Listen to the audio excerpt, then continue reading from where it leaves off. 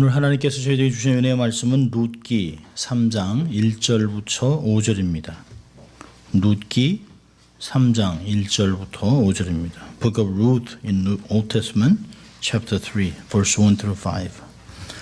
룻기 3장 1절부터 5절까지의 말씀을 봉독해 드릴 때 여러분의 삶의 은혜가 있길 바랍니다. 하나님의 말씀입니다. 룻의 시모 나오미가 그에게 이르되 내 딸아 내가 너를 위하여 안식할 곳을 구하여 너로 복되게 하여 하지 않겠느냐? 내가 함께 하던 시녀들을 둔 보아스는 우리의 친족이 아니냐? 그가 오늘 밤에 타작마당에서 보리를 까불리라. 그런즉 너는 목욕하고 기름을 바르고 의복을 입고 타작마당에 내려가서 그 사람이 먹고 마시기를 다하기까지는 그에게 보이지 말고 그가 누울 때 너는 그 눕는 곳을 알았다가 들어가서 그 발치 이불을 들고 거기 누우라. 그가 너의 할 일을 내게 고하리라. 룻이 시모에게 이르되 어머니의 말씀대로 내가 다 행하리이다 하니라. 아멘. 하나님의 말씀이었습니다. Good morning. 예, 좋은 아침입니다. 비가 오고 날씨가 추워서 또 이렇게 아파서 병이 든 교우들도 있습니다. 여러분 잘 건강하게 오신 여러분 또 주의로 환영하고 또 반갑습니다. 우리가 또 한번 해볼까요? 우리 양손을 좀 가슴에 대고 우리가 두 번 외쳐봅니다. 난 하나님의 특별한 사랑을 받은 사람이다. 두 번 합니다. 나는 하나님의 특별한 사랑을 받은 사람이다. 나는 하나님의 특별한 사랑을 받은 사람이다. 믿습니까 여러분? 우리 두 번 또 한번 외쳐보죠. 하나님을 기쁘시게, 예, 사람을 행복하게. 네, 그렇습니다.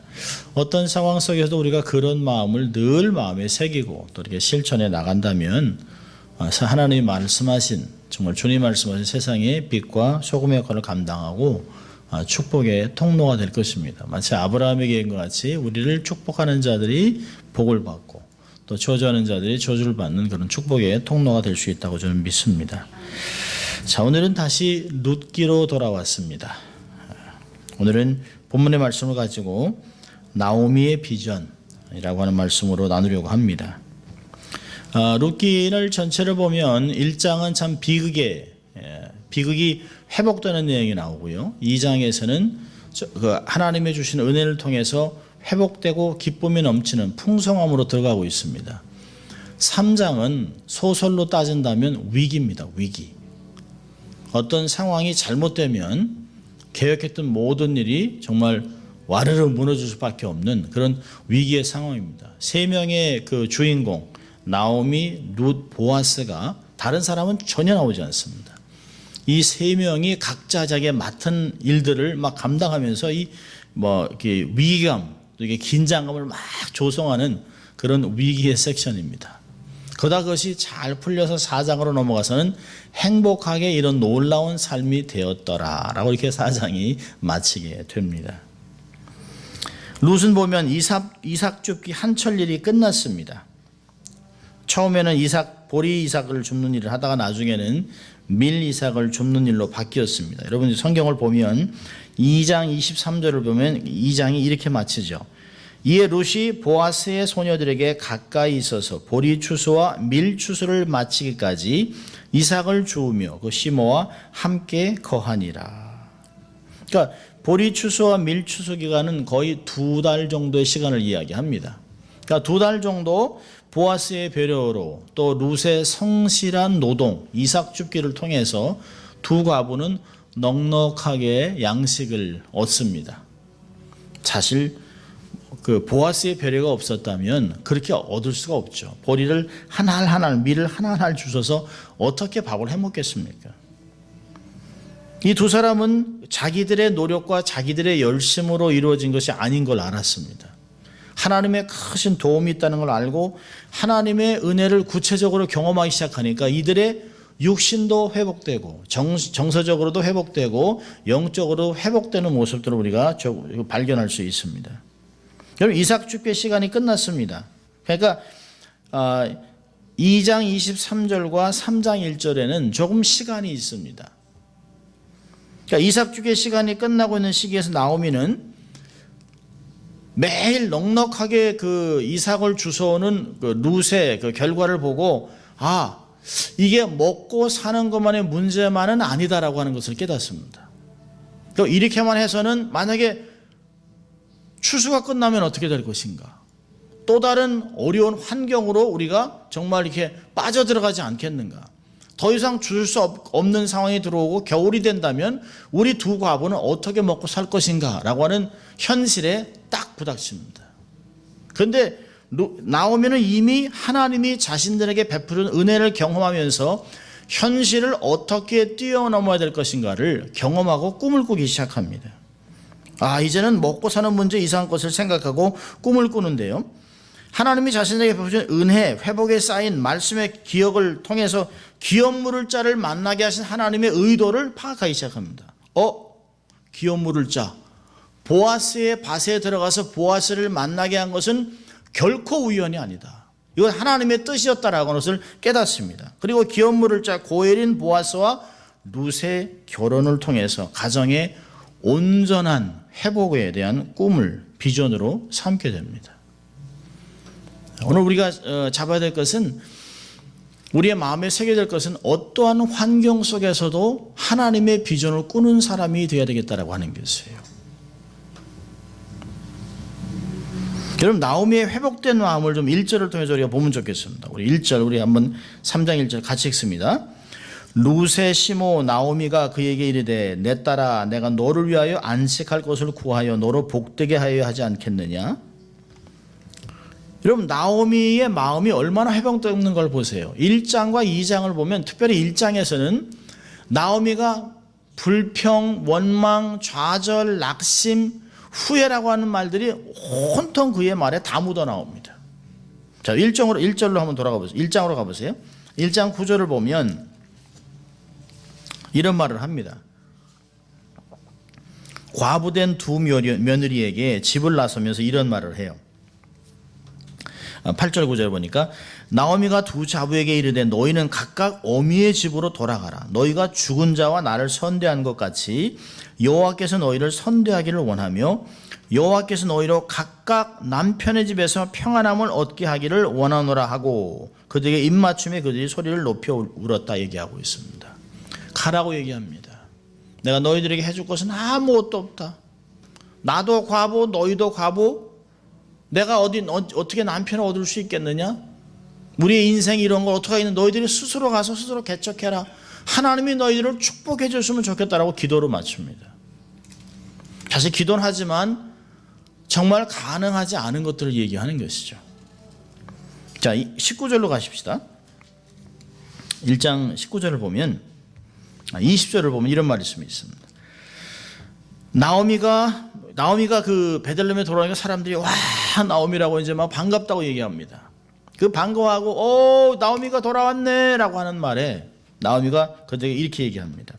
나오미가 그들에게 이르되 나를 나오미라 칭하지 말고 마라라 칭하라. 이는 전능자가 나를 심히 괴롭게 하였습니다. 내가 풍족하게 나갔더니 여호와께서 나로 비어 돌아오게 하셨느니라. 여호와께서 나를 징벌하셨고 전능자가 나를 괴롭게 하셨거늘 너희가 어찌 나를 나오미라 칭하느냐 하니라.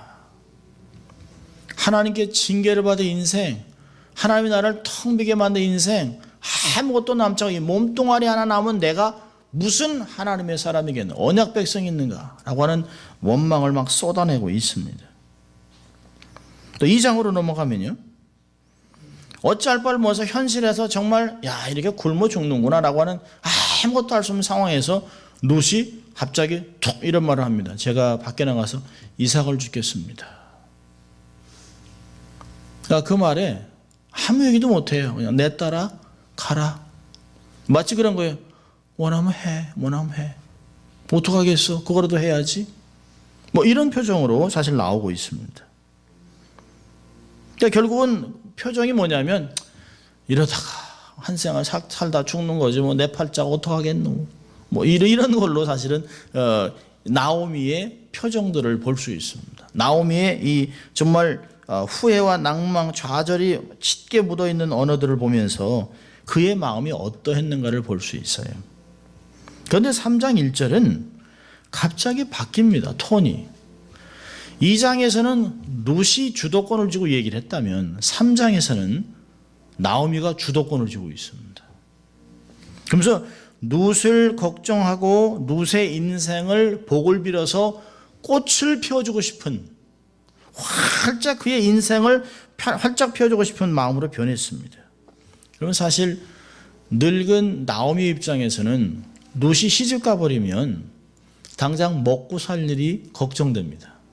누가 이삭을 주워 오겠어요? 누가 음식을 주겠습니까? 또 이 지역 사회에서 베들레헴에서도 어느 누구가 이 두 과부를 찾아와서 양식을 주었거나 도와줬다는 말이 한마디도 없어요. 여인들이 나타나지 않습니다. 아니 모압 땅에 가서 모압 여인들한테 자식을 주더니 자식 다 죽이고 남편 다 죽이고 돌아온 과부한테 무슨 말 하겠어요? 평상시에 많은 여인들이 도와줬다면 그런 걸 기록했을 텐데요. 오죽하면 이삭 줍기를 낳았겠습니까? 근데 이삭 줍기 하는 며느리가 가버리면 자기는 먹고 살 일이 없어요. 그런데 그럼에도 불구하고 나오미의 마음이 어떠냐면 나오미의 마음 안에 나를 대신해서 하나님의 뜻을 이룰 룻을 축복하려는 마음으로 바뀝니다. 룻의 평안을 생각하는 여인으로 바뀌었어요. 어떻게 이런 변화가 가능했을까요? 이런 룻이 이삭 줍기를 나갔던 첫날에 그가 엄청난 양을 가지고 나왔습니다. 여러분 2장을 보면 그 2장 17절을 보면 룻이 밭에서 저녁까지 줍고 주운 것을 떠니 보리가 한 에바쯤 되니라. 그것을 가지고 성읍에 들어가서 시므에게 주운 것을 보이고 배불리 먹고 남은 것을 내어 시므에게 드리니까 시므가 깜짝 놀랍니다. 여러분 이삭 줍기를 해서 어떻게 50파운드를 주고 올 수 있겠습니까? 50파운드의 보리를 들고 오는 아마 이구 왔겠죠. 이구 오는 며느리 방 안에 들어오는 며느리를 보고 이 도대체 무슨 일이야? 그런데 누구의 밭에서 일을 했냐는 거예요. 근데 보아스라는 말을 딱 듣자마자 단숨에 보아스가 누군지 이야기합니다. 이건 하나님의 은혜, 이건 하나님의 사인, 하나님 우리 가정을 회복하는구나. 보아스가 바로 누구냐면 우리의 가까운 친족, 우리의 기업물을 짜니라. 막 감동의 이야기를 하고 있습니다. 아마 룻은 이 어머니가 왜 이러지? 근데 나오미는 그 얘기를 하면서 하나님이 내게 주신 은혜, 하나님이 우리 가정을 인도하신 은혜, 야 하나님이 회복하려고 하는 마음들이 있구나 라고 하면서 그때부터 무슨 계획을 할까요? 룻을 시집 보내야 되겠다라고 생각을 합니다. 그리고 뭐라고 합니까? 룻에게 이야기합니다. 2장의 마지막에 보면 소년들하고 있지 말고 소녀들하고 있어 너의 행동거지를 조신하게 행동하라. 절대로 보아스의 눈에 벗어나는, 보아스가 볼 때 저거 아니네 라고 하는 그런 여인들에서는 안 된다고 이야기를 하고 있습니다. 그리고 나오미는 보아스의 룻의 결혼이라는 비전을 품게 됩니다. 참 암울한 현실을 넘어서 미래로 나아가는 길을 볼 줄 아는 여인이 된 것입니다.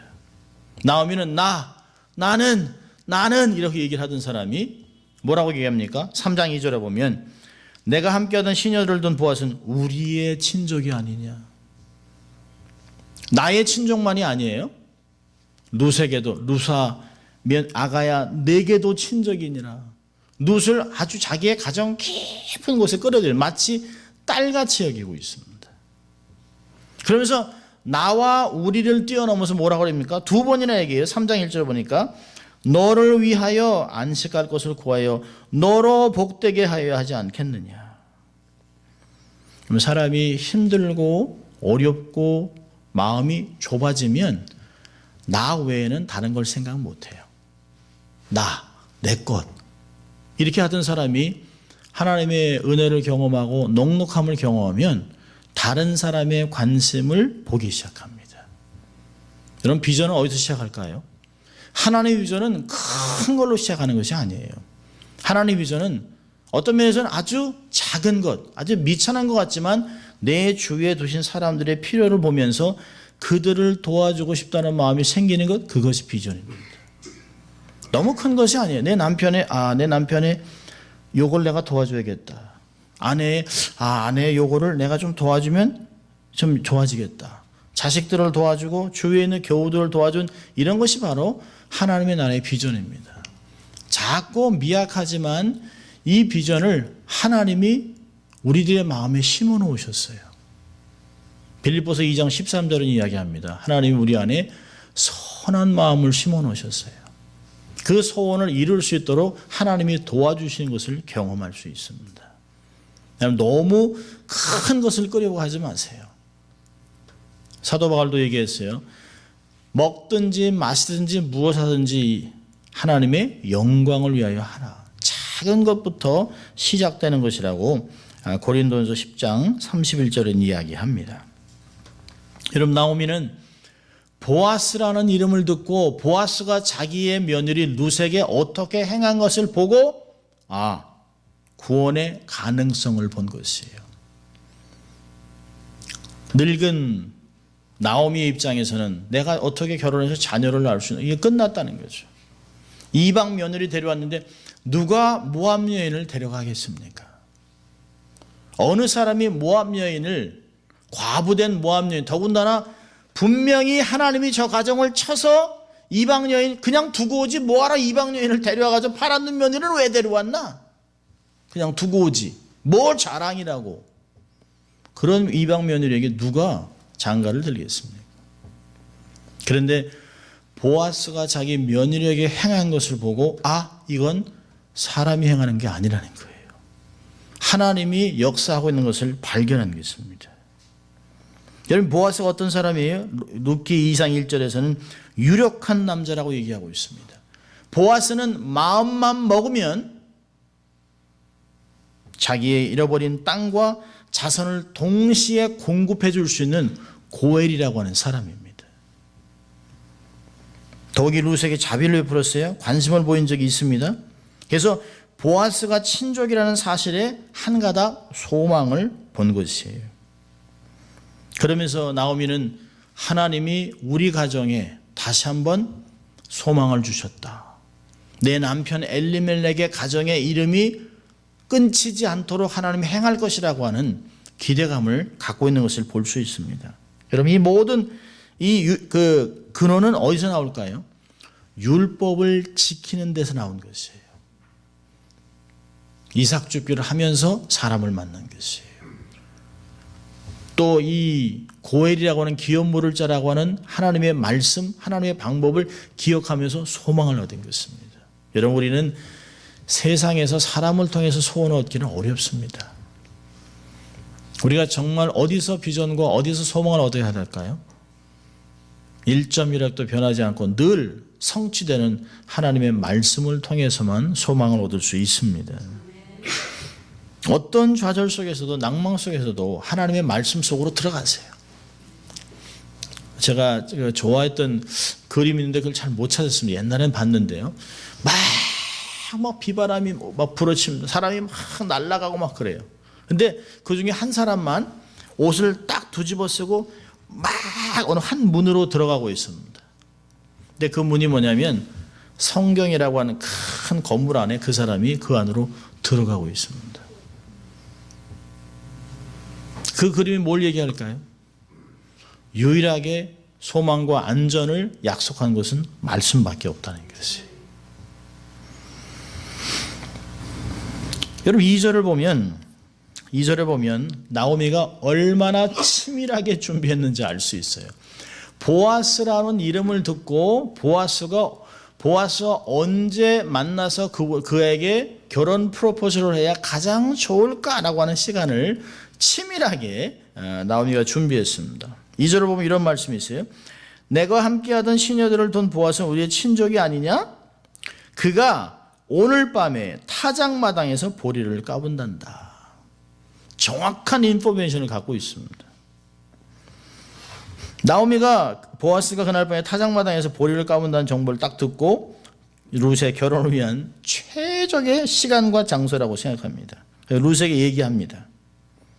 보통 타작마당은 성 문 앞에 있습니다. 그래서 타작을 하고 곡식을 바로 성 안에 들어갈 수 있도록 하기 위해서 아마 그리고 까불리기를 한 동안 곡식을 지키기가 쉽기 때문에 성 가까이 있습니다.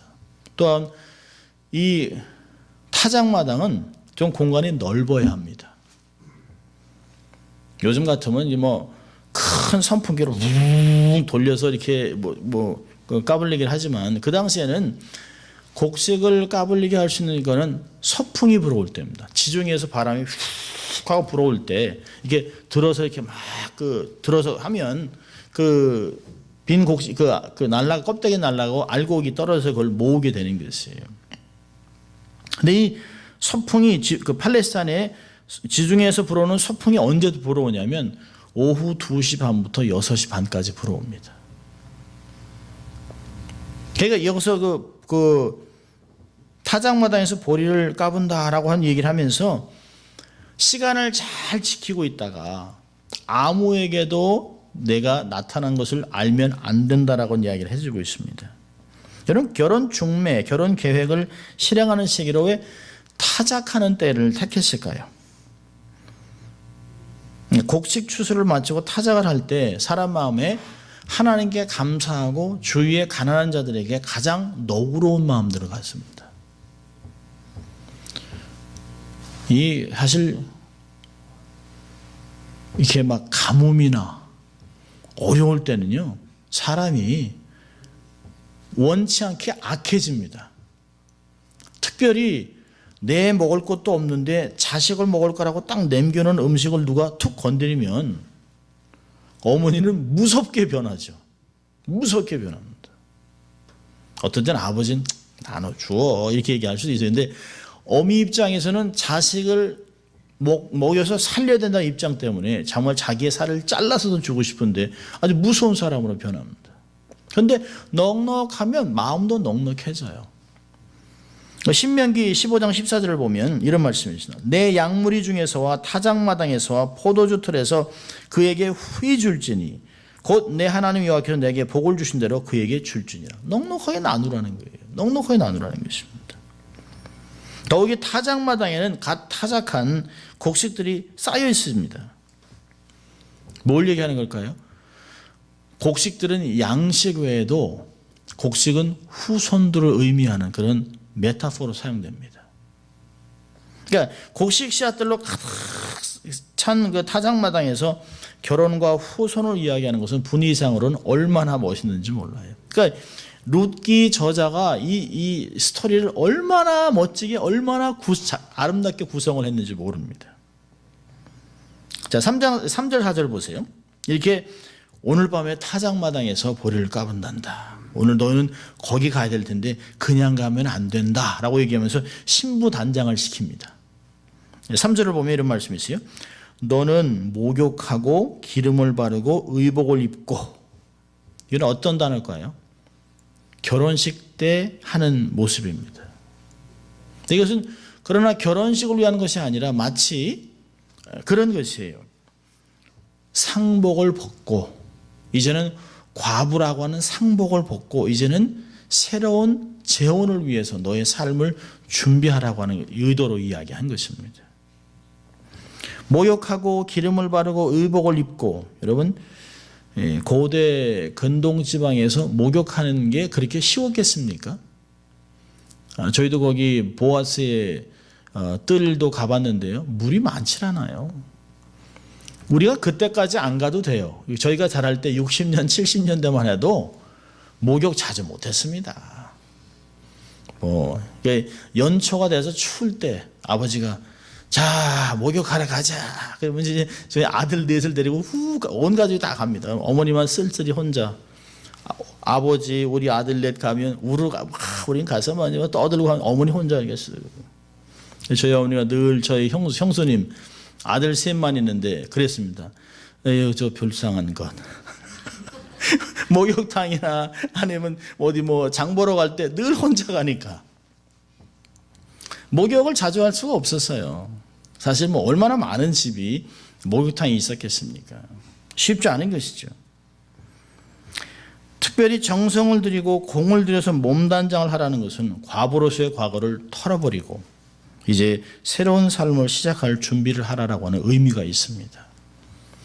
사실 과부된 시어머니가 과부된 며느리를 시집 보내는 게 쉬울까요? 아닙니다. 쉽지 않습니다. 제가 어릴 때 저희 집에 저 옆에 이제 칠공주 집이 있습니다. 근데 마지막에 이제 아들을 낳았어요. 근데 그 옆에 집에 이제 어른들이 사시는데 옆에 집에 어머니가 정말 그냥 금이야 오기야 해서 아들을 정말 잘 키워놨는데 아들이 사고로 죽었습니다. 근데 며느리를 맞았는데 결혼해서 1년도 안 됐고 자식도 없이 죽었어요.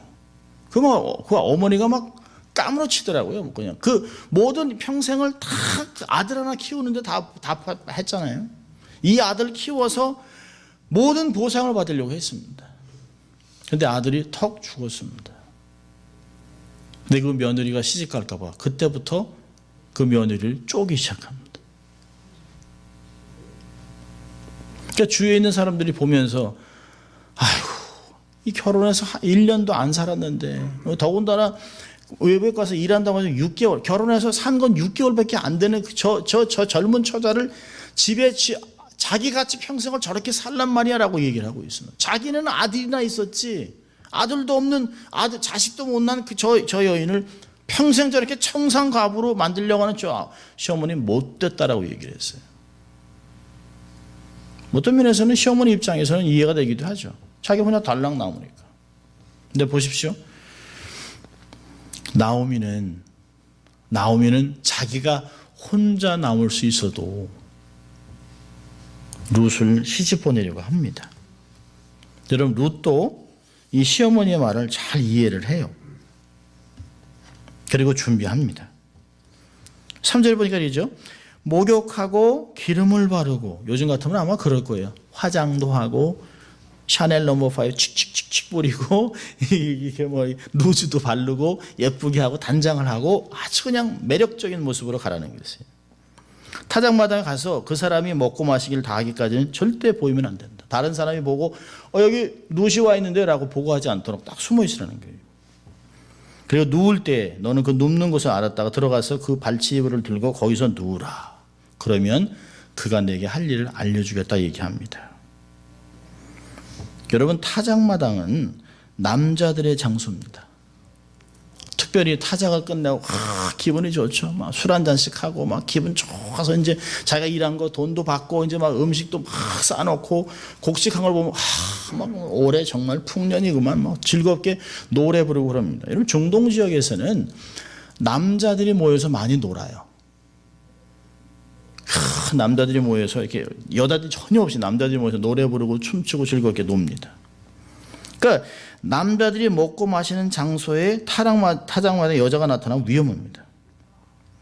절대로 나타나지 않도록 조심하라고 얘기하고 있습니다. 여러분 참 재밌어요. 이 저자가 보면 나오미의 지시 속에서 남녀가 타작마당에서 밤에 남몰래 만나면서 충분히 누구나 다 상상해 볼 수 있는 묘사를 다 동원하고 있습니다. 그가 누울 때 살짝 들어가서 그의 발치이불을 들고 거기 누우라.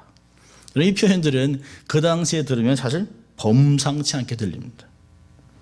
우리들 말로 표현을 한다 이런 말이에요. 제가 이렇게 얘기해 보면 젊은 과부가 목욕하고 몸단장을 하고 야심한 시각에 외간 남자를 몰래 만나기 위해 물레방앗간에 들어갔다. 왜 그랬을까요? 열방을 위해 중보기도 하기 위해서. 아니죠. 그럴 수가 없죠. 물레방앗간 얘기하면 그냥 거의 19금 얘기예요. 이건 이거 누구나 들으면 다 이해할 수 있는 이야기예요. 재밌죠. 이 룻기 저자가 이야기하는 거 보면 왜 상상은 할 수 있지만 확증이 없어요. 그러면서 이 어떤 확증을 성적인 묘사를 성적인 것을 확증을 피하기 위해서 아주 애매모호한 단어들을 사용합니다. 그러면서 스토리를 아주 흥미진진하게 인도하면서 4장에 가서 그 결과를 볼 수 있도록 인도하는 것을 볼 수 있어요.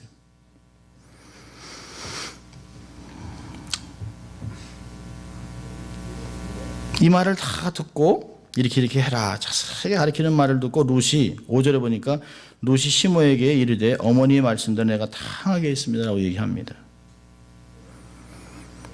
고분고분 대답해요. 사실 룻이 그런 여자가 아니잖아요. 고집스럽잖아요. 야, 내 어머니에게 돌아가라. 그랬더니 아닙니다. 그리고 회장을 쫓아왔어요. 그리고 아니 집에 다 있는데 자기가 혼자 느닷없이 이삭 죽게 하겠습니다. 얘기 나옵니다. 그러니까 되게 보면 굉장히 고집스러워요, 며느리가요. 시어머니도 어떻게 꺾을 수 없는 그런 뭐 착한 며느리지만 왜 고집이 있는 사람이 있잖아요. 그런데 시키지도 않았는데 막 이삭 죽겠다고 주장하고 상당히 고집이 있지만 3장에 와서 재혼을 이야기하는 데 대해서는 순종적으로 잘 듣고 있습니다. 왜 그럴까요? 아, 결혼이 좋으니까? 아, 그런 것만은 아닙니다. 한마디 항변도 안 해요. 아니, 그렇게 나이 많은 사람인데 날 보내면 어떻게 해요? 젊은 사람도 많은데. 그러지 않아요. 룻은 알았죠. 자기 시어머니가 자기를 위해 얼마나 애쓰는 마음을 알았어요. 얼마나 감사한가. 내가 이 파란 눈 며느리, 이방 며느리 여기 와서 아무것도 없이 그냥 평생 과부로 살아도 아무 얘기 못할 때 어머니 죽고 나면 나는 어떡할꼬. 근데 어머니가 내가 살아갈 시집갈 길을 마련하고 있어요. 얼마나 감사해요. 그리고 시어머니의 계획이 이게 하나님이 정하신 길이라는 걸 알았습니다. 아, 고엘제도 이건 하나님이 정하신 것, 말씀대로 어머니가 가시는구나. 그리고 그래서 순종하는 것을 볼 수 있습니다.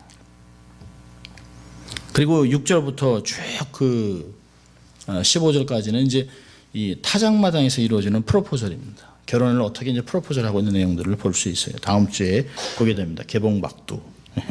자, 오늘 이제 이 말씀을 통해서 두 가지만 교훈을 삼으려고 합니다. 첫째로, 절망 속에서도 방법은 있습니다. 옛말에 그런 말 있잖아요. 하늘이 무너져도 솟아날 구멍이 있다. 좌절과 절망의 현실 앞에서 절대로 포기하지 마십시오. 끝이, 하나님이 내 인생을 끝이라 얘기할 때까지는 끝이 아닙니다. 아무리 힘들고 어려워도 그것을 극복할 방법은 있어요. 기억하세요. 답이 없는 문제는 없습니다.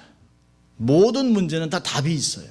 어렵고 풀기 어려워서 그런지 내가 못 풀어서 그런 거죠. 다 답은 있어요.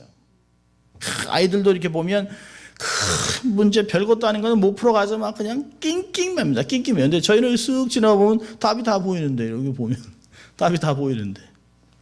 여러분 50, 60, 70, 80대도 못 푸는 문제들을 수두룩해요. 인생의 문제는. 그런데 하나님이 쓱 보시면 답이 나와 있거든요. 어떤 하나님이 이렇게 저기 어떤 때는 이렇게 가다가 4번 쪽에 슬쩍 찍어줍니다. 이렇게 답이 다 있어요. 우리가 못 풀 뿐이죠. 우리의 부족하고 연약하기 때문에 답이 안 보이는 거 풀 수 없어요.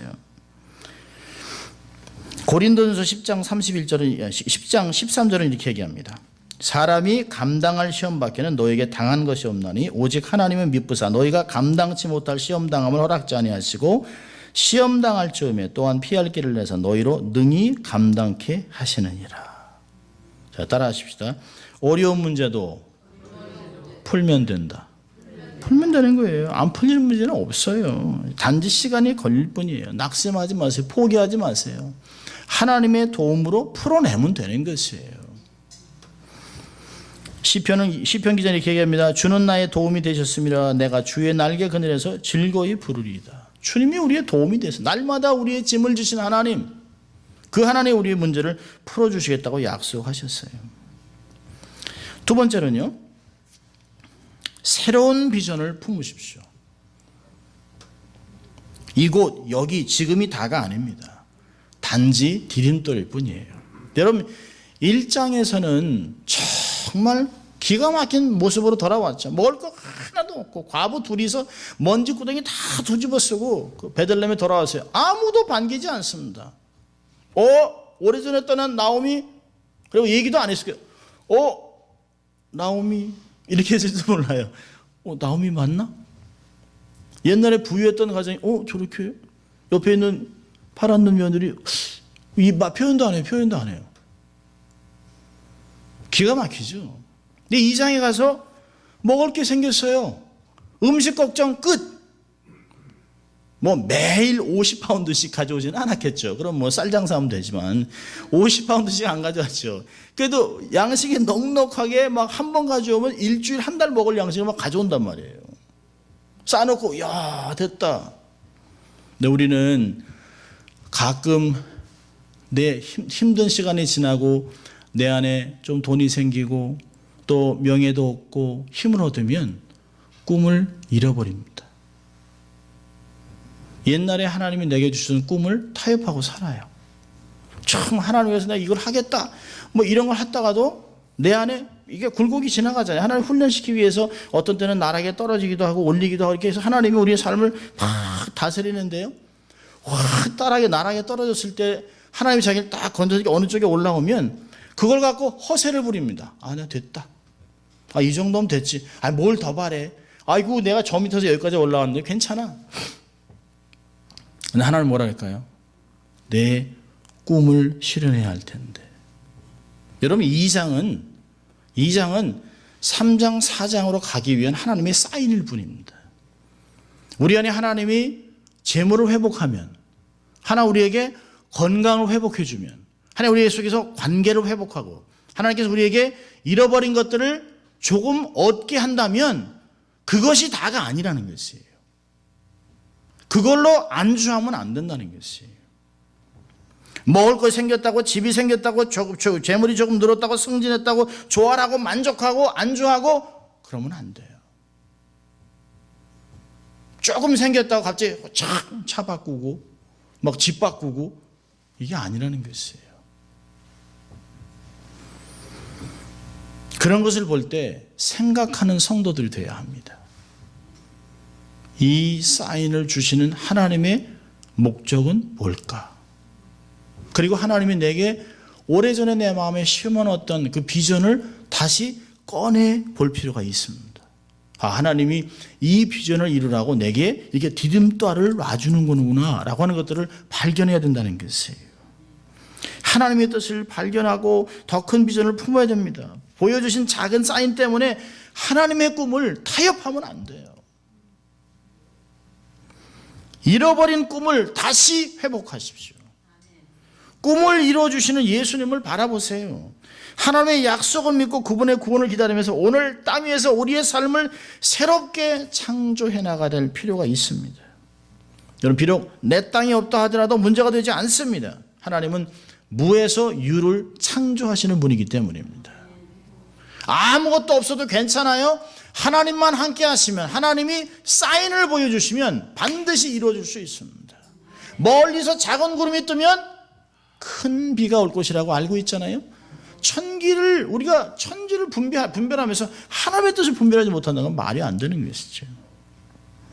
하나님의 약속을 믿고 변치 않으신 하나님의 성품을 신뢰하면서 최선을 다하는 자들에게 반드시 미래는 열리게 되어 있습니다. 불확실한 미래는 우리 것이 아니에요. 미래는 하나님의 손에 있습니다. 내가 모르는 미래 때문에 걱정하지 마세요. 염려하지 마세요. 낙심하지 마세요. 불평하지 마세요. 포기하지 마세요. 우리를 향해 놀라운 비전과 계획을 소유하신 하나님, 그분만 붙잡으면 돼요. 미래는 그분이 좌지우지합니다. 아무리 세상에서 난리가 나도 하나님은 움직이지 않아요. 우리가 좌충우돌할 뿐이지 하나님은 그 중심에 있습니다. 그리고 우리를 언제든지 우리를 회복하고 사용하시고 높은 곳에 우리를 세워놓으실 수 있어요. 절대로 낙심하지 마세요. 하나님 말씀하셨어요. 만군의 여호와의 열심히 이를 이루리라. 우리의 인생도 그렇게 행하실 것이에요. 작은 거 준 거 내가 여기서 뭘 하겠나? 아휴 이걸 할 수 있을까? 아휴 우리 교회가 이러지 마세요. 만군의 여호와의 열심히 우리와 함께하면 우리의 삶의 현장이 있다면 세상을 뒤집어 놓고도 남습니다. 만군의 여호와 함께 동행하는 한 주가 될 수 있길 주의 이름으로 축원합니다. 기도하겠습니다. 하나님 아버지 감사합니다. 오늘도 하나님 저희들에게 말씀으로 다시 한번 깨닫게 하시고 어떤 상황 속에서도 하나님을 신뢰하고 하나님의 꿈을 실현해가는 꿈을 꾸고 비전을 성취해가는 저희들 될 수 있도록 하나님 축복하여 주시옵소서. 감사하고 예수님 이름으로 기도합니다. 아멘.